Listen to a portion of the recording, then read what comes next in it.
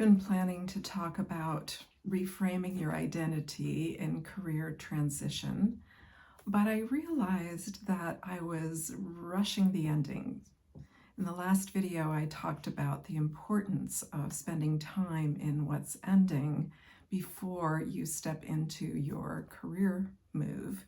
Perhaps like you, I was rushing the ending to move on to what's next, but let's stay for a little while with endings. Now you may be feeling, I'm ready for what's next. I'm ready, I'm doing job applications, I'm looking to see what the market is like out there. You might even already be lining up interviews.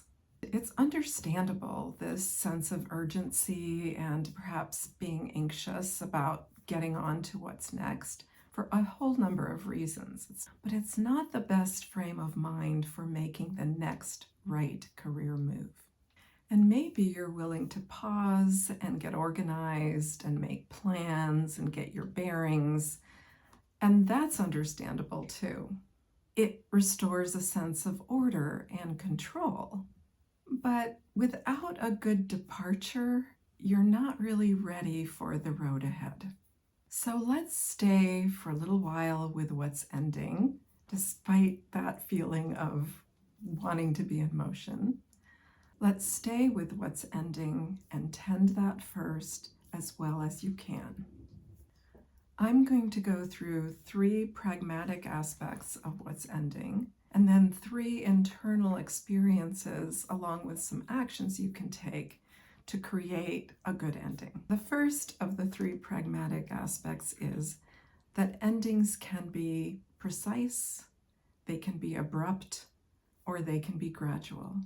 And you may or may not have control of which those is, but just rest assured that all of these are manageable. When possible, a gradual and tapering off of ending your previous work can be very satisfying and can build in a sense of goodwill, as well as allow you a nice overlapping transition between what's ending and what comes next. Now, there are different circumstances, of course, that drive a career change. It's always good to keep in mind that some aspects of endings are in your control and some are out of your control. And by recognizing that, to realize that whatever feelings that brings up for you of stress or anxiety or control, all of those are expected and all of those are normal. And the third practical aspect is how you wrap things up. Wrapping things up or handing things off can feel responsible, can feel complete, but just keep in mind those things are never done. Don't prolong it. Do the best you can, hand off what you can, wrap up what you can, and step away. Now I'm going to talk about 3 things that you can do to address the internal experience of an ending. And I'd like to add that these are ideas that members of my peer forums on conscious career transition came up with and shared with each other. Just pearls of wisdom for you from them. The first, and I love this one, is that goodbyes and gratitude are invaluable and in fact help you move through the ending. So think about what that would look like for you, who you're going to bid farewell to, who you're going to thank and appreciate before you move on.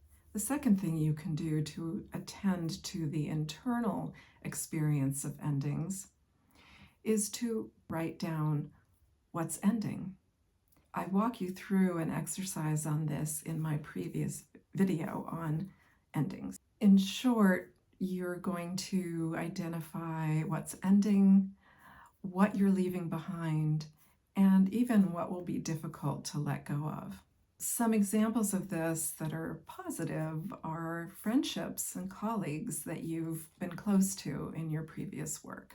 Perhaps a negative example of something you're leaving behind or could decide to leave behind would be any feelings of anger or resentment or resistance that got you to this place of career change. Maybe a more neutral example of what you're leaving behind is unfinished work.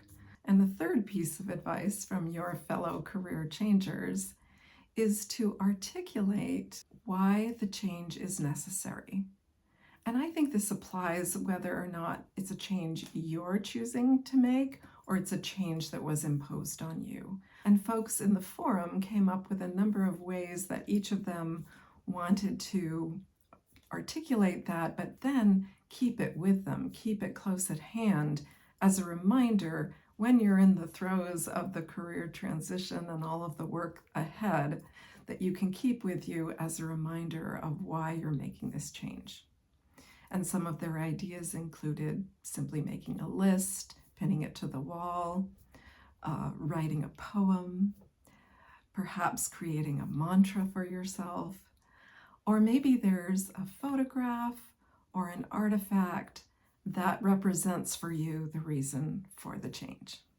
So now, as you think about your own situation, think of other ways for you to create a good ending, pragmatically, internally, and relationally. And think of other very specific ways that you are going to honor that ending.